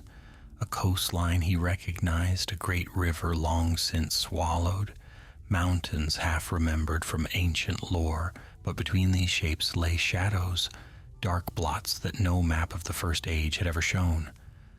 "Are those stains or places?" Erdasil whispered. Rothor frowned. "Places?" Laneth nodded softly. "Wounds left behind where Morgoth's evil was torn from the world." They pressed on until the night grew too deep to continue safely. A lone stone outcropping offered some shelter from the biting wind, and they settled there.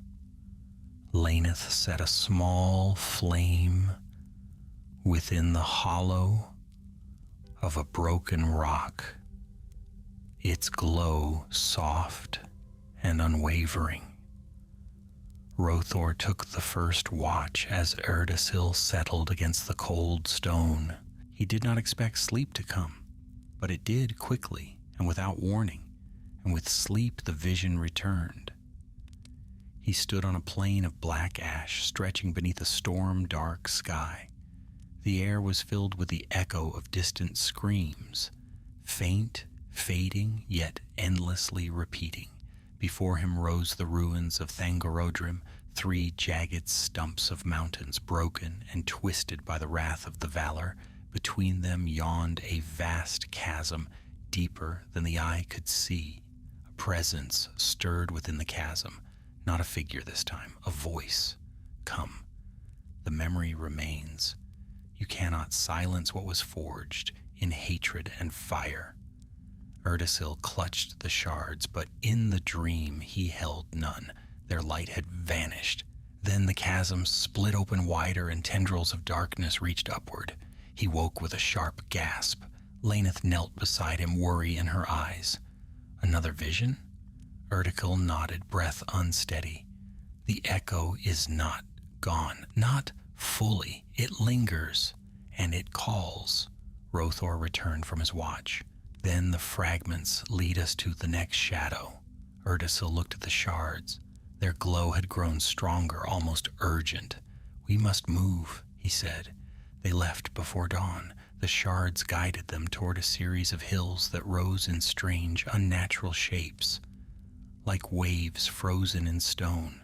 As they approached the center of this strange formation, Erdasil felt a pressure building in the air, as if they walked through the memories of a world still grieving its wounds. At the heart of the hills, they found a circular hollow. The earth had collapsed inward, forming a bowl-shaped pit. Within it stood the remnants of a structure, a tower perhaps, fallen long ago and crushed by some unimaginable force. Only one wall remained upright, its surface etched with runes Erdasil did not recognize. What place was this? He wondered aloud. Laneth studied the runes, her brow furrowed. "I cannot read them. They are neither elvish nor of men." Rothor lifted his lantern. "Look closer." Something glimmered at the base of the ruined wall. A 4th fragment. It lay embedded within a split stone, pulsing weakly as though struggling to wake. Erdasil approached, but before he reached the fragment, the ground trembled beneath his feet. A deep, resonant pulse spread through the earth, and the faint whisper of a voice rose from the shadows. "Turn back. The fragments must not be joined." Erdasil froze. Rothor drew his blade. Another guardian? No, Laneth whispered. This is something else. The whisper grew louder, swirling through the hollow like a wind with no source. Their memory binds the darkness, and darkness stirs when memory awakens. The fourth fragment brightened sharply. The shards in Erdashil's hands responded, glowing stronger than ever before. Erdashil lifted them. We must unite them. Whatever warns us seeks only to sow fear. But even as he spoke, the ground split open behind the fallen tower. A shape rose from the fissure, vast, jagged, shifting. It was not a thrall, nor a wraith, nor any creature born of living flesh. It was a mass of shadows, coiled around broken stone, its form vaguely humanoid but constantly in motion, as though made from the ruins of memory itself. Rothor stepped before Erdashil. Get the fragment, quickly.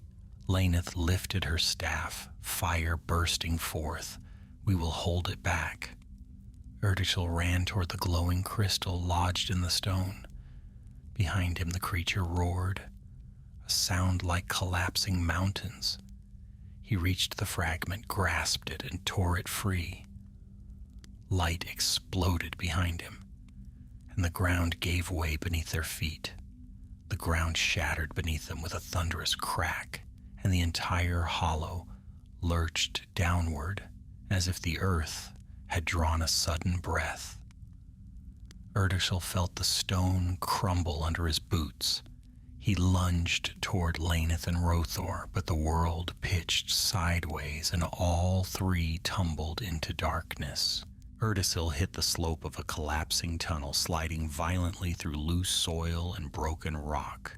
He tried to slow his descent, digging his heels into the earth, but the momentum was too great. The walls blurred. Dust choked his lungs. The four shards clutched to his chest, pulsed fiercely with shifting light that flickered across the tumbling darkness. At last the ground leveled out. Erdashil skidded onto flat stone, breathless and bruised. He scrambled upright, coughing, lifting the shards to illuminate his surroundings. A faint voice echoed from nearby. Erdashil, are you hurt? Laneth, he called.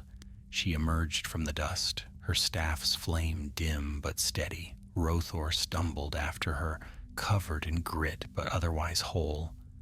We are alive, Rothor said, rubbing his shoulder. For the moment, Erdashil nodded gratefully. The ground beneath the hollow was hollow as well. The entire hill was only a shell. Laneth lifted her flame, revealing the new space they had fallen into. It was a vast chamber, unnaturally vast, its walls carved smooth and curved as if shaped by hands that wished no light to escape. Columns of black stone rose like ribs of some ancient beast. The air was colder here, heavier, filled with the faint resonance of distant power. What place is this? Laneth whispered. The underworks, Rothor said grimly. Whatever tower once stood above, its heart lies here. As Erdashil raised the shards, their combined glow spread across the chamber, revealing a structure at its far end. A staircase, wide, steep, and cracked, led to an altar of obsidian stone. The altar's surface glimmered with runes that twisted like molten silver. Erdashil felt the fragments pulse more urgently. The map wishes to be brought there. Rothor eyed the altar warily. And what wishes to meet it? A low groan shuddered through the chamber. The same sound that had warned them above, but deeper, closer, less like a whisper and more like a waking breath. Erdashil steadied himself. We cannot turn back now. The land above is broken. The way behind us is closed. Laneth nodded, then forward. They stepped into the chamber. Their footsteps echoed sharply, returning distorted, as if the chamber remembered sounds long lost. Erdikil felt the hair at the back of his neck rise. The weight of the place pressed upon him with an ancient heaviness. Halfway across, Rothor halted suddenly. He crouched, touching the floor. These marks?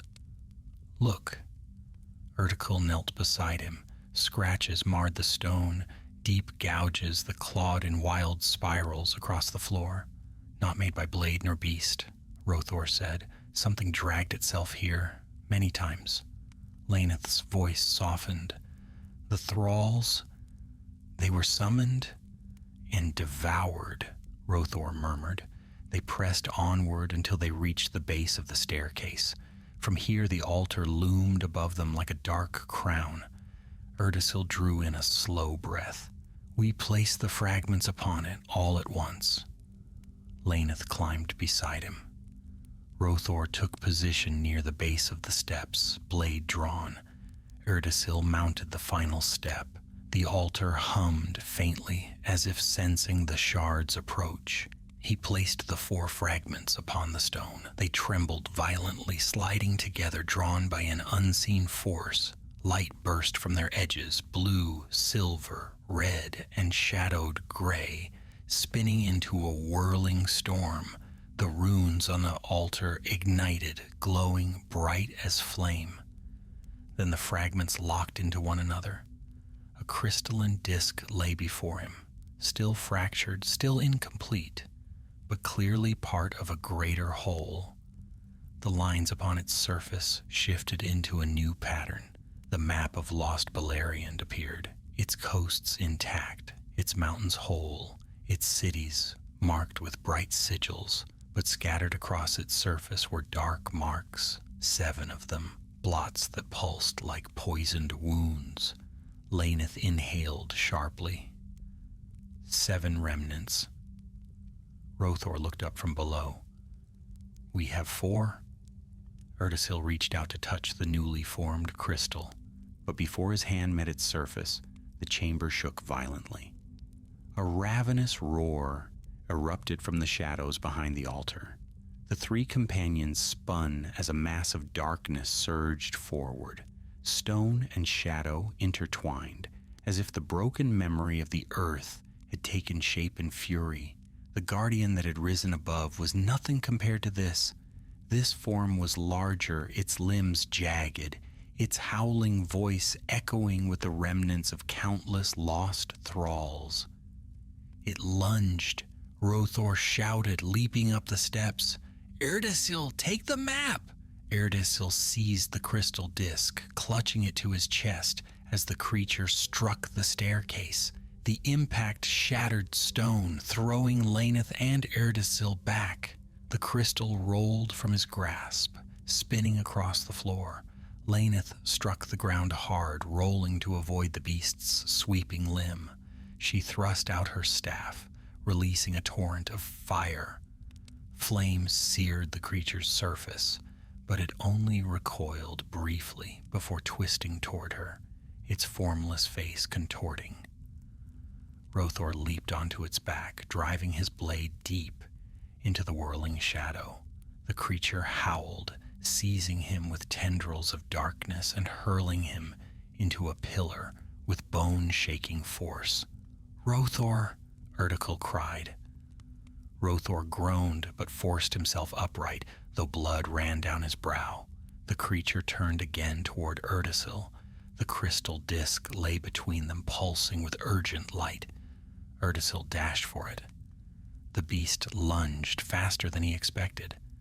A sudden explosion of white flame blazed between them. Laneth, her face pale with exhaustion, stood firm, fire bursting from her staff in a wall of raw heat. "Take it now," she shouted.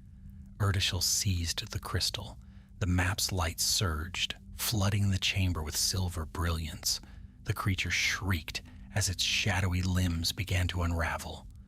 Rothor charged again, slashing at the dissolving mass, forcing it back toward the altar. The map's glow intensified, the runes igniting once more. A deep pulse spread from the altar, shaking the chamber like thunder. The creature's form collapsed inward, drawn toward the crystal like smoke pulled by a fierce wind. It screamed, its voice splitting like stone under strain, and then, in a final burst of light, it vanished. Silence fell. Only the faint hum of the reunited fragments filled the air. Rothor staggered to the top of the stairs. "Is it gone?" "Yes," Erdasil whispered, "but this was no mere guardian. It was a gathering, an accretion of remnants, memories, and shadows, all drawn by the fragments." Laneth carefully approached the crystal. "Then the danger grows greater with each piece we find." Erdasil nodded, lifting the map. 4 shards united, and the path ahead grows darker still. The silver lines shifted once more, and the map revealed the location of the 5th piece. The map's glow dimmed to a soft, steady shimmer, its surface settling into a pattern that pulsed with quiet urgency. Erdasil held the crystal before him, feeling its faint warmth seep through his fingers. 4 fragments had become one, but the disk remained incomplete, its outer ring cracked, its edges jagged as if broken by a great and ancient blow. The silver lines shifted with slow grace, forming the shapes of lost lands and drowned shores. And then, at the very westernmost corner of the map, beyond where Beleriand once touched the sea, one mark pulsed brighter than the others. The 5th fragment lay far from them, farther than any yet found. Laneth studied the trembling lines with a troubled expression. That place lies beyond the reach of the old coasts. It is deep in the drowned west. Rothor wiped the blood from his brow where the guardian had struck him. Deep enough that only the bravest or the most foolish would seek to tread there. Erdasil traced the pulsing mark with his fingertip. "We shall do both, if needed." Their voices echoed faintly in the great chamber beneath the shattered hills. Dust drifted in slow spirals from the trembling ceiling far above, reminding them that the land itself remained unstable. "We cannot linger," Rothor said. "This place will not hold much longer." Laneth nodded and extinguished the flame atop her staff. "The deeper the fragments pull us into these ruins, the more the earth recoils. Let us find a way out before the tunnels seal forever." They descended the broken staircase, Erdasil carrying the map, its glow casting shifting silver patterns upon the black stone floor. The chamber around them shuddered with every distant tremor, as if the mountain had finally grown weary of holding so many dark memories in its bones. The tunnel they had entered through was now choked with rubble, rocks piled high and immovable. Yet another path sloped downward in tight, spiraling turns, an unnatural descent cut by forces neither elven nor mortal. Rothor frowned. This passage was carved by the echo's presence. The stones melt and twist in its wake. "It will lead us somewhere," Erdasil murmured. "Whether to safety or deeper peril." Laneth placed a steadying hand on his arm. "Let us trust the map. If we do not, we have no hope in these depths." So they pressed onward. The tunnel narrowed at times until they had to turn sideways to pass between jagged stone ribs. At other turns, it widened into long halls, where ancient water had carved smooth channels along the floor. Strange symbols appeared upon the walls, some carved, some burned, some etched by claws now lost to time. Erdasil avoided touching them, though he studied each with wary curiosity. "These symbols," he whispered once, "are warnings, perhaps made by thralls who attempted escape." "Then let us heed them," Rothor replied. The deeper they traveled, the colder the air grew until Erdakil's breath formed mist in the glow of the map. At last they reached the end of the passage, a wall of stone carved with an arching relief. The arch showed swirling lines like storm waves, and beneath them a symbol shaped like a broken crown. Laneth stepped close. This was made long after the ruin. Someone marked this place to seal it. Rothor pressed his hands against the stone, testing its firmness. Sealed or no, it is weakened. He spoke the truth. A thin crack ran down the center of the stone. Erdeshil lifted the crystal map and held it toward the arch. The disk brightened and the crack widened slightly, releasing a faint whisper of cold air. The fragments respond, he said.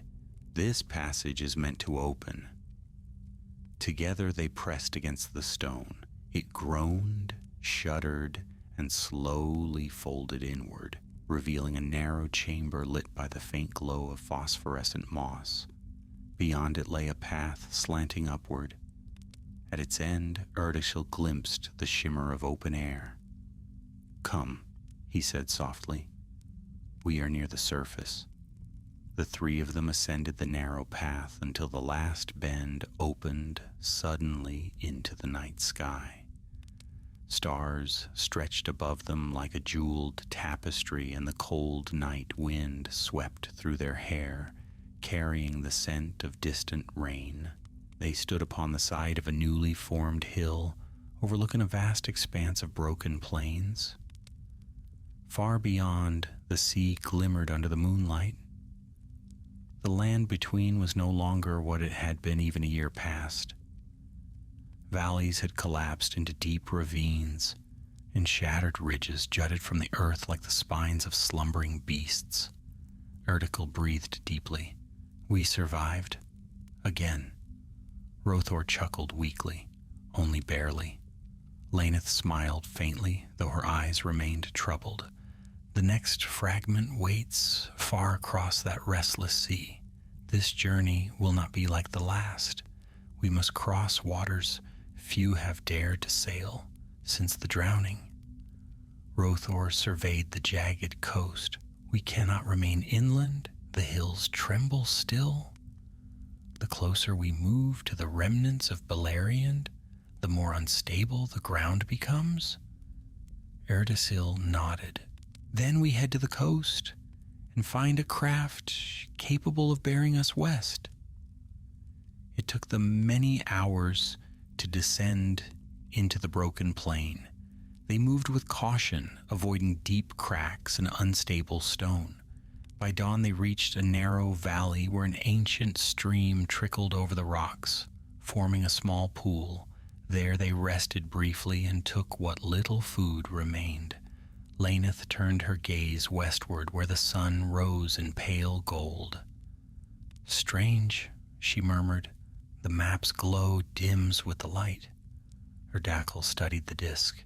Its glow indeed flickered under the morning sun. The fragments are born of deep shadow and ancient craft. They reveal more under moon and starlight. Rothor refilled a water skin at the pool. Then the final path will not be walked in daylight. They resumed their journey. After half a day's march, the land sloped sharply downward, revealing the sea once more. But this coastline was different from the one they had left. Here the waters were dark and smooth, scarcely touched by the wind, as though waiting in patient silence. To their surprise, they found a single vessel drawn up upon the shingle. It was a small ship crafted of white-gray wood that gleamed faintly like starlight. Though simple in shape, it bore unmistakable marks of elven craftsmanship. A cloak of salt lay over its bow, but the hull looked sound, undamaged by storm or tide.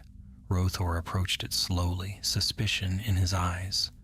This does not belong here. Erdeshil touched the prow and felt a faint warmth within the wood. It is of Linden, he said softly, or of the shipwrights who dwell near the gulf. Laneth circled the ship. Perhaps a scouting vessel? or one abandoned by the sea and delivered by chance? But Erdasil shook his head. No. Look. His hand brushed the prow, revealing a delicate carving hidden beneath the salt, a mark shaped like an 8-pointed star. Gil-galad's star, Laneth whispered.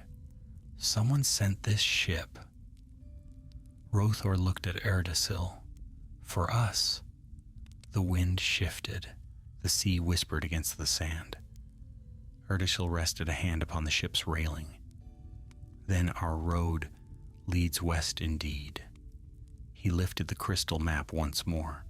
Under the daylight it dimmed, but the faint pulse remained, pointing unmistakably beyond the horizon. Laneth stepped aboard. We shall follow where the map leads. Rothor gripped the rope and pushed the vessel toward the water. Then let us meet whatever dwells beyond the edge of the drowned lands. Together they launched the craft into the quiet waves, the sea taking them with gentle pull. As they drifted into deeper waters, the sun sank low behind them. The crystal map brightened once more, and far across the darkening sea, the next shadow stirred. The sea carried them westward beneath a sky awash with the fading red of sunset. As twilight deepened, the waters grew still and black, touched only by the faint glimmer of starlight. Their small vessel drifted easily, as though the sea itself guided their path. No wind stirred its sail. Instead, an unseen current bore them ever onward. Erdasil stood at the prow, the fourfold map cradled in his hands. Its glow brightened under the rising moon, silver lines rippling like threads of living fire as they spread across the crystal surface. The westernmost mark pulsed with greater intensity than before, slow at first, then quicker, as though sensing their approach. Though the disk remained cracked and incomplete, its guidance was unmistakable now. Laneth joined him, her cloak drawn tight against the cool night air. The fragment calls to its brothers, but what calls through it? That, Erdasil murmured, is what I fear to learn. Behind them, Rothor adjusted the ropes, steadying their course. His sharp eyes scanned the dark horizon where no island or shoreline broke the endless expanse of water. These seas were never meant for mortal passage, he said quietly. Not even in the elder days did the Eldar wander here without cause. And now we do, Laneth replied, resting a hand on the ship's railing. For